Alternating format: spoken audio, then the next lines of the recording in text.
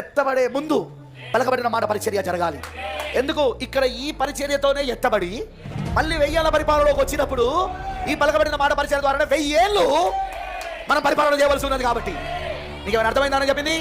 ఎత్తబడే ముందు ఈ పరిచర్య ప్రారంభమై కొద్ది రూపంలో దాన్ని మనం చూసి, ఇంకా పూర్తి రూపంలో కూడా కాదు, కొద్ది రూపంలోనే దాన్ని చూసి ఇక్కడ నుండి మనం వెళ్ళబోతున్నాం. మనం ఈ భూమి మళ్ళీ శుద్ధీకరించబడ్డాక, దేవుడు దీన్ని శుద్ధీకరించేశాక, 1000 ఏళ్ల పరిపాలన కోసం దీన్ని సిద్ధపరిచాక మనం తిరిగి వచ్చినప్పుడు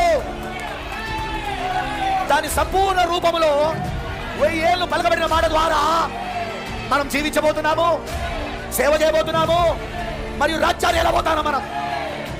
అందుకే సృష్టి అంతా ఇప్పుడు దేనికోసం ఎదురు చూస్తా ఉన్నది? దేవుని కుమారుల ప్రత్యక్షత కోసం. దేవుని కుమారుల ప్రత్యక్షత అంటే ఏంటి? పుత్ర స్వీకారం. ఆమేన్. పుత్ర స్వీకారము. ఎప్పుడు వీళ్ళు పుత్ర స్వీకారం చేయబడతారా? ఎప్పుడు దేవుని కుటుంబంలో క్రీస్తు శరీరంలో వారి స్థానంలో పెట్టబడి అభిషేకించబడతారా అని సృష్టి ఎదురు చూస్తా ఉన్నది, ఎందుకంటే పరిపాలన చేయడానికి. అయితే ఇప్పుడు మానవుడు నాశనం చేసిన సృష్టిని కాదు మనం పరిపాలన చేసేది. ఆమేన్.